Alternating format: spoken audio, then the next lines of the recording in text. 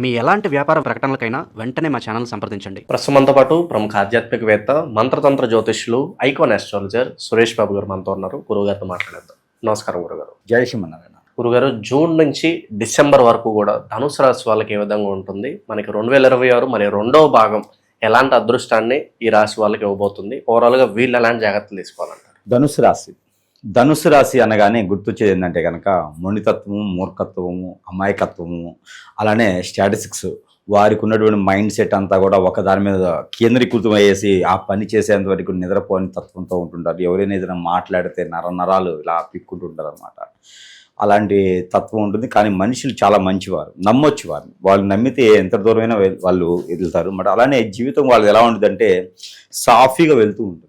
ఎటువంటి డిస్టర్బెన్స్ ఉండదు అనమాట వారి జీవితం. వారికి వారే గొయ్యి తీసుకోవడం తప్పితే వేరే వాళ్ళు తీసుకోవడం పెద్దగా పడరు వాళ్ళు. అలాంటి ధనుసు రాశి అనమాట. కానీ కొంచెం మొండితత్వంతో, మూర్ఖత్వంతో ఉంటుంటారు. ఎక్కువగా ఎవరితో మాట్లాడాలి అని చెప్పేటువంటి ప్రయత్నాలు చేయరు. కానీ 100 మందికైనా వాళ్ళు ఒకే మాటతో సమానం చెప్పగలటువంటి క్యాపబిలిటీ ఉంటుంది. అలానే జాబ్స్ పరంగా వాళ్ళు చూసినట్టయితే కనుక కోడింగ్ లాంటివి, స్టాటిస్టిక్స్ లాంటివి అనే గూఢాచారిగా చేసేటువంటి జాబులు ఎక్కువగా వారు ప్రయత్నం చేస్తూ ఉంటారు. అలాంటి వ్యక్తిత్వం కలటువంటి వారికి గ్రహాలు కూడా సానుకూలంగా ఉన్నాయి అంటే కనుక ఖచ్చితంగా వారు మంచి స్థానానికి వెళ్ళేలా ఉంటుంది.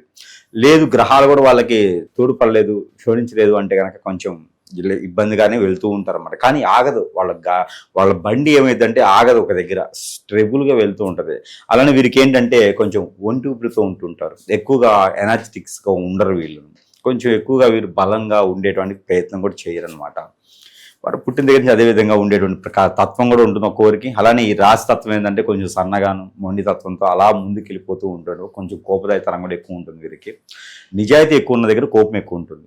అదే తరంగా మనం అనుకోవచ్చు. అలానే ఇప్పుడు మనకి ఈ 2026 సగంత్రంకి వచ్చేసాము. 2026 జూన్ 2వ తారీఖున మారేటువంటి గ్రహాలు, ఈ యొక్క గ్రహాల యొక్క స్థితిగతులు ఎలా ఉన్నాయంటే కనుక గురు గ్రహము మిథున రాశి నుంచి కర్కాటక రాశి రావడం, కర్కాటక రాశిలో ఈ యొక్క గురువుతో పాటు శుక్రుడు కూడా సంచరించడం, శుక్రుడితో పాటు రవి కూడా సంచరానికి రావడం, అంటే ఏకధాటిగా 2 నుంచి 3 గ్రహాల పాటు కర్కాటక రాశిలో సంచరించడం ద్వారా వలన ఈ యొక్క జూన్ మాసం నుంచి డిసెంబర్ మాసం వరకు కొనసాగేటువంటి గురు చరణ ఎలా ఉంటుందంటే కనుక అక్టోబర్ 31 వరకు కూడా కర్కాటక రాశి నుంచి, కర్కాటక రాశిలో నుంచి సింహరాశికి రావడం, ఈ సింహరాశిలో మళ్ళీ డిసెంబర్ వరకు కొనసాగుతూ ఉంటారన్నమాట. అలాంటి తరుణంలో ఈ యొక్క ధనుసు రాశి వారికి పర్వాలేదు అనుకోవచ్చు. మధ్యస్థగా అయితే ఖచ్చితంగా ఉంటుంది. మరీ దీనస్థితిలో ఉన్నప్పుడు ఎట్లా ఉంటుందంటే కనుక మిథున రాశిలో ఉన్నప్పుడు కొట్లాట్లు అవ్వటము, భార్యవతో గొడవ రావటము, విడిపోవటము, బంధుమిత్రులందరూ కూడా రాళ్ళు వేయటము, టమాటాలు వేయటము, రెప్పలు వేయటము, ఇవన్నీ కూడా చాలా జరుగుతూ ఉంటాయి అనమాట. వీళ్ళు బ్రతుకుతున్నారే అని ఓర్చుకునే తత్వం ఉంటుంది. దాని నుంచి వైదొలిగి జాబ్లో ప్రమోషన్స్ కానీ, ఇది గురువు మారటం వల్లనే జాబ్లో ప్రమోషన్స్ కానీ, ఇంక్రిమెంట్స్ కానీ, లేకపోతే విదేశాల్లో జాబ్ రావడం కానీ, అనుకోనేటువంటి సందర్భంలో వీరికి ఏదైనా మంచి అవకాశం అందిపుచ్చుకోవడం కానీ, వీరి వద్దకే వీరి అవకాశం ఒకటి రావడం కానీ, దాన్ని వాళ్ళు అందజేసుకుంటారా, చేయి వదులుకుంటారా అనేది వారి చేతిలో ఉంటుంది. వారి అదృష్టాన్ని కూడా పరీక్షించుకోవాల్సి వస్తుంది. అలానే ఈ ధనుసు రాశి వారికి పుట్టుతంతోనే వారికి కాలసర్పదోషం, అలానే వీరికి పితృదోషాలు వారికి వెంటనే వస్తూ ఉంటాయి అన్నమాట. ఆ వెంటనే పితృదోషాలతో పాటు వీరికి ఏంటంటే కాలసర్పదోషంతో ఉండటం, పెళ్లి అవటం, లేట్ అవటం, లవ్ మ్యారేజ్ చేసుకోవడం, అంటే వీరికి ఏంటంటే లవ్ మ్యారేజ్ కూడా చేసుకుంటూ ఉంటారు అక్కడక్కడ. ఎందుకంటే కనుక వీరికి సంబంధాలు చూసేవారు ఎవరు ఉండరు, పట్టించుకునేవారు ఎవరు ఉండరు, ఆలన పాలన ఎవరు ఉండరు, అందరూ ఉంటారు. బంధుమిత్రులు అందరూ కూడా వీళ్ళని తింటానికి ఉంటారు తప్పితే వీళ్ళ దగ్గర నుంచి తీసుకునే వాళ్ళు ఉండరు. కాబట్టి వీరికి ఏంటంటే వారే పెళ్లి చేసుకోవాలి. కాబట్టి ఇంకా లవ్ చేసి లవ్ మ్యారేజ్ చేసుకునే విధంగా ఉంటుంది. ఆ లవ్ ఏమో సక్సెస్ అవ్వదు. వీరికి ఏంటంటే తుమ్మితోడు ముక్కులాగానే ఏమో వీళ్ళని బతిలాడాలి, బంగబెట్టాలి, మంచం మీద కూర్చొని ఊపాలి అనమాట. భుజాలు టుంగుటియాలు ఊపి ముద్దలను తినిపించాలి. అలాంటిది వీళ్ళకి అంత సెట్ అవ్వదు. వీరి మనస్తత్వానికి అంత ఇదిగా ఉండరన్నమాట. కాబట్టి వీరికి లవ్ కూడా కొంచెం ఇబ్బందే. కాబట్టి అరేంజ్ మ్యారేజ్ అనేది వీరికి చాలా అద్భుతంగా ఉంటుంది. కాకపోతే అరేంజ్ మ్యారేజ్ చేసుకోవడానికి వీరికి ఎవరు చూసడానికి లేరు. కాబట్టి మంచి సమయంలో ఆటోమేటిక్ ఏమవుద్దంటే కనుక అన్ని అనుకూలంగా ఇస్తాయి. అదేవిధంగా ఈ గురువు మారడంతో కర్కాటక రాశిలోకి వీరికి శుక్రుడి బలం కూడా తోడ్పడుతుంది. అంటే శుక్రుడి దోషం పోయేసి శుక్రుడి బలం ఉంటుంది, గురు బలం ఉంటుంది. ఈ 2 బలాలు ఉండడం ద్వారా ఏదైనా కలత దోషం ఉన్నా, కాలసర్ప దోషం ఉన్నా కూడా కొంచెం ఉపశమనం కనిపించేసి వీరికి ఏదైనా బంధుమిత్రులు కాకపోయినా ఏదైనా శ్రేయోభిలాషి నుంచి అయినా సరే మంచి సంబంధం కుదిరేటువంటి అవకాశం బాగా కనిపిస్తూ ఉంది. అలానే తూర్పు దిశ నుంచి అమ్మాయి సంబంధం, ఉత్తర దిశ నుంచి అబ్బాయి సంబంధం కుదిరేలా కనిపిస్తుంది. కాబట్టి ఏదైనా ఉంటే కనుక ప్రయత్నం చేసుకుంటే కనుక ఈ 5 మాసాలు 6 మాసాల్లో పెళ్ళయ్యేటువంటి యోగ్యత, పెళ్ళైన తర్వాత హనీమూన్ కూడా వెళ్ళేటువంటి యోగ్యత కనిపిస్తుంది. హనీమూన్ అంటే వీళ్ళు ఎక్కడికి వెళ్తారు తెలుసా అండి? అయోధ్య, కాశీ, రామేశ్వరం, వీటికి వెళ్తారు. అయోధ్య ఏది హనీమూన్ అంటే ఎందుకంటే అంత ఉన్నటువంటి శిఖరం ఉన్నటువంటి వారు అనమాట. కాబట్టి వీరేంటంటే ఖచ్చితంగా ఒక మాట ఇచ్చారంటే మాట మీద ఉండే తత్వం ఉంటుంది కాబట్టి తప్పు లేదు, ఎక్కడికి వెళ్ళినా కూడా వెళ్ళేటువంటి దానికి ఉంటుంది. ఎప్పుడు కూడా సాధించాలని ఉంటారు. ఆ సాధించడానికి కావాల్సినటువంటి వనరులు ఉన్నప్పటికీ కూడా ఒక్కొక్కసారి ఏమైందంటే కనుక సరైనటువంటి వ్యక్తులు మన పక్కన లేకపోవడం వల్ల ఆ వనరులని కూడా కొంచెం రావడం లేట్ అయ్యేదానికి ఎక్కువ అవకాశాలు కనిపిస్తూ ఉన్నాయి. ఇక దాంతోపాటు ఈ గురుబలం కొంచెం కనిపిస్తుంది కాబట్టి ఈ గురుబలంతో ఎక్కడైనా ఇంతకుముందు అనుకున్నటువంటి పనులు దూరమైన, కార్యాచరణ దూరమైన, ఏదైనా సరే సాధించాలనుకుని ఒక్కళ్ళే సాధించలేకపోయినా అప్పులు ఎక్కడైనా ఇచ్చి ఉండి అప్పులు రావడం కోసమైనా ప్రయత్నం చేస్తే ఖచ్చితంగా అక్టోబర్ 31వ తారీఖు అయితే అక్టోబర్ 31వ తారీఖు లోపు ఏదో ఒక రకమైనటువంటి ఇంటిమేషన్ అయితే కనుక ఏదో రకమైనటువంటి సమాధానం అయితే మాత్రం ఖచ్చితంగా వస్తుంది. దాంతోపాటు వీరికి మంచి స్థానానికి వెళ్ళేటువంటి అవకాశం ఉంటుంది. అంటే ఈ సంవత్సరం సెకండ్ అధ్యాయం గురువు బలం ఉండడం ద్వారా ఈ 3 మాసాలు 4 మాసాలు కూడా వీరికి చాలా అద్భుతంగా ఉందని చెప్పారు. దాంట్లో మొదటిగా వీరికి ఏంటంటే కనుక ధనుసు రాశి వారికి జూన్ 2వ తారీఖు మారుతున్నారు కాబట్టి కర్కాటక రాశిలోకి జూన్ నుంచి జూలై వరకు ఈ 2 మాసాల్లో మొదటిగా ఎక్కడైనా వనరులు వీరు ఏదన్నా రంగంలో అడుగు పెట్టాలన్నా వనరులు కావాలన్నా కూడా ఆ విధంగా మీరు ముందు ప్రయత్నం చేసుకోవచ్చు. వీరు ప్రయత్నం చేస్తే కనుక ఖచ్చితంగా ఆ వనరులో వీరు ముందుకెళ్ళేదానికి ఆ ఒక ఏదైతే అనుకుంటారో అందులో ఆ పనిలో కానీ ఆ వర్క్లో కానీ ఆ బిజినెస్లో కానీ లేకపోతే ఆ జాబ్లో కానీ నిగినమైపోయి దానిలో మంచి పేరు ప్రఖ్యాత పొంచేలా కనిపిస్తుంది. కాబట్టి ఈ 2 మాసాలు మాత్రం ఖచ్చితంగా ప్రయత్నం చేయాలి. దీంతో పాటు ఆగస్టు సెప్టెంబర్ ఈ 2 మాసాలు అయితే విదేశానం ప్రయాణం చేసేవారనుకున్న పెళ్లి సంబంధాలు కుదుర్చుకోవాలనుకున్న వారికి ఈ 2 మాసాలు చాలా అద్భుతంగా ఉంటుంది. అలానే వీరికి గ్యాస్ట్రిక్ మజిల్స్ పెయిన్ కొంచెం కనిపిస్తూ ఉంది కాబట్టి దాని దగ్గర ప్రికాషన్స్ అయితే కొంచెం తీసుకుంటూ ఉండాల్సిందే వీరు ఈ 2 మాసాలు అయితే కనుక. ఇక అక్టోబర్, నవంబర్, డిసెంబర్ 3 మాసాలు ఈ 3 మాసాలు కూడా గమనించినట్టయితే కనుక వీరికి ఎక్కడో దూరమైనటువంటి ఆస్తులు కానీ రావాల్సినటువంటి డబ్బులు కానీ దూరమైనటువంటి బంధుమిత్రులు కానీ ఆ భార్యాభర్తలు గొడవ విడిపోయితే దూరమైనటువంటి వాళ్ళందరూ కూడా మాట్లాడితే మళ్ళీ రావడం కానీ ఇవన్నీ కూడా సానుకూల పరిచేటువంటి వాతావరణం అయితే లభ్యపడుతూ ఉంది.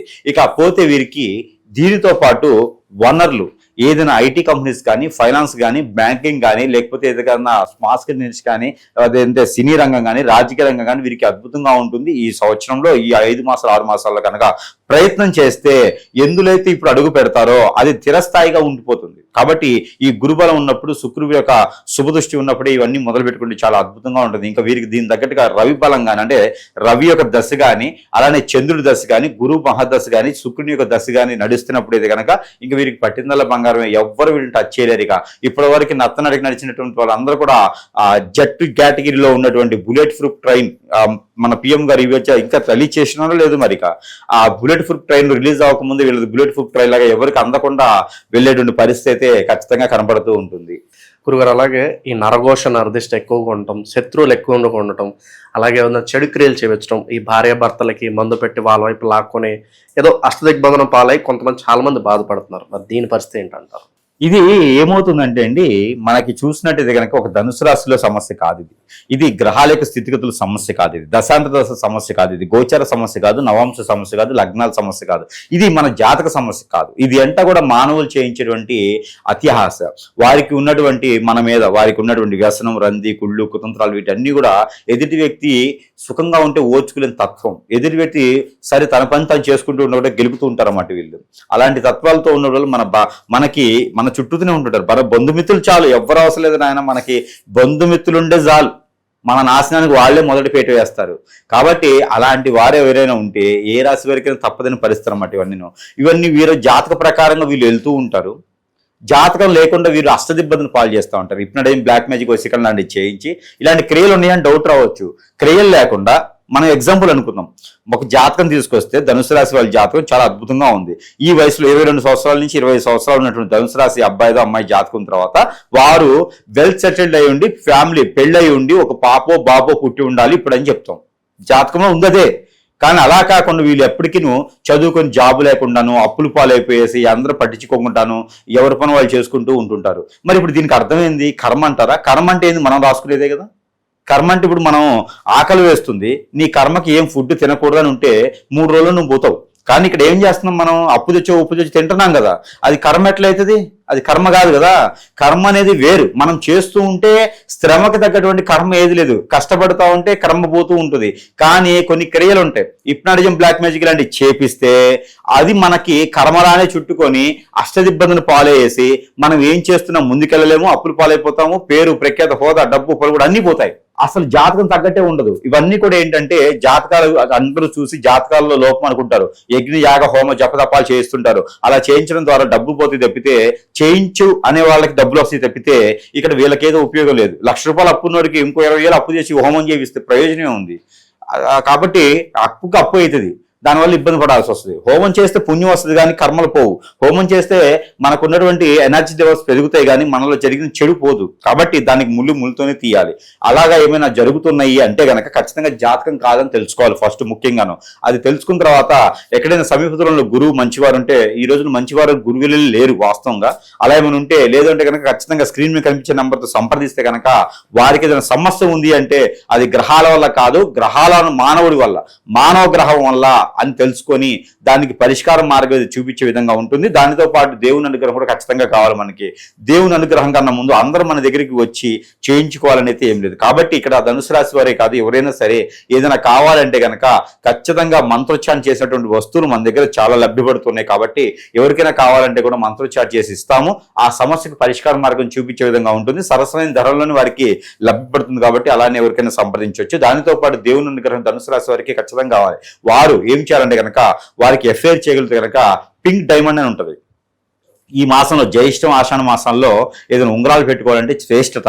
కానీ పింక్ డైమండ్ అని ఉంటుంది. అది చూడటానికి ముక్కు పుడకంతలో సొన్నగా రాయి ఉంటుంది అన్నమాట. దాన్ని 9 క్యారెట్లు కానీ 16 క్యారెట్లు కానీ పెట్టుకోవాలి. మధ్యలో ఏది పెట్టుకోవద్దు. 9 లేదా 16 ఈ క్యారెట్లు పెట్టుకుంటే ఏంటంటే ఆ శుక్రుని యొక్క ఆధీనం బాగుంటుంది. ఆ శుక్రుని యొక్క బలం వీరికి బాగుంటుంది.